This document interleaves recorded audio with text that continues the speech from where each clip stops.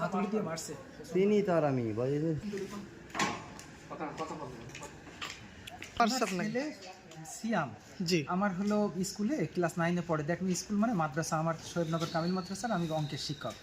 তো হ্যাঁ এখন ঢেকে দেন, ওটা ঢেকে দেন। হ্যাঁ এবার বলেন, শহীদনগর এবার বলেন। কামিল মাদ্রাসার অঙ্কের শিক্ষক। জি তো আমার কাছে উনি হলো আমার কাছে পড়ে না, দ্যাট মিনস হলো মাদ্রাসায় পড়ে।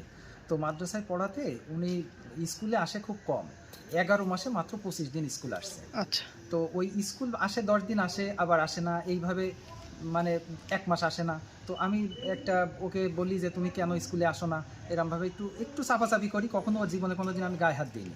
তো জি। একটু এই চাপাচাপি করার কারণেই ও হলো আমার প্রতি ক্ষিপ্ত। জি আর যখন স্কুলে আসেন তখন যখনই বলি অ্যাজ ইউজুয়াল সব ছাত্রদের বলতে হয়, ওরও বলতে হয়। তো যখনই বলি ও যে আমার নেগেটিভ মনে করে, এই জি। নেগেটিভ মনে করে বাসায় যে কি বলে না বলে সেটা তো জানি না, এইভাবে আমার প্রতি একটু ক্ষিপ্ত। এই ক্ষিপ্ত হওয়ার কারণেই হলো ও আমার প্রতি আমার বিরুদ্ধে থানায় একটা অভিযোগও দেয়। সেখানে অভিযোগ দিলে থানায় এবার বসা ওঠা হয়। থানা কখনো আমার বিরুদ্ধে কোনো রিপোর্ট পায় না, কোনো অভিযোগ পায় না। জি। না পালি ওই জায়গায় নিষ্পত্তির কথা বলে থানার অফিসাররা, কিন্তু উনি নিষ্পত্তি করবে না। উনি বলে আমি নিষ্পত্তি করবো না। তো এই নিষ্পত্তি না করার পরিপ্রেক্ষিতেই উনি ওইভাবেই থেকে যায় জিনিসটা। এটা আরও কিছু স্যারকে জড়াই নিয়ে, মানে আরও 4-5 জন স্যারকে নেয়, নিয়ে এই বিষয়টা আবার টিওনো স্যারের কাছে অভিযোগ দেয়। তো টিওনো স্যারের কাছে অভিযোগ দিলে টিওনো স্যার একটা তদন্তের জন্য আমাদের শিক্ষা অফিসে দেয়। সেই তদন্ত অবস্থায় আছে, সেই অবস্থায় ওইভাবে চলছে তদন্ত।